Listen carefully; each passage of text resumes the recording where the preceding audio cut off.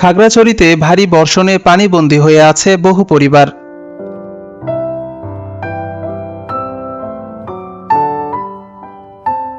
খাগড়াছড়ি থেকে ফারহানা আক্তারের পাঠানো তথ্যচিত্রে বিস্তারিত জানাচ্ছি মাসুম বিল্লাহ।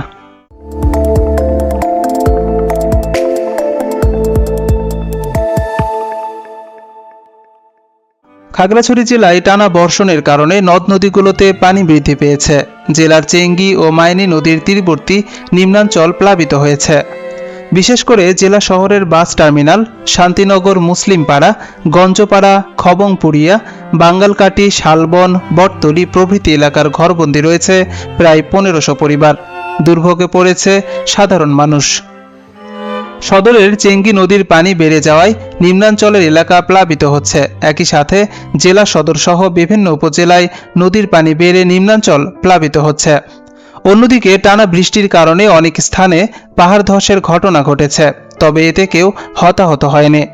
খাগড়াছড়ি স্থানীয় প্রশাসনের পক্ষ থেকে গতকাল থেকেই ভারী বর্ষণের কারণে খাগড়াছড়িতে ঝুঁকিপূর্ণভাবে পাহাড়ের পাদদেশে বসবাসকারীদের নিরাপদে সরিয়ে নিতে তৎপরতা শুরু করেছিল।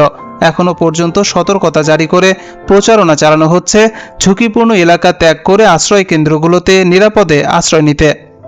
খাগড়াছড়ি ফায়ার সার্ভিস স্টেশনের উপসহকারী পরিচালক মোহাম্মদ জাকির হোসেন জানান, আমরা সবসময় প্রস্তুত আছি।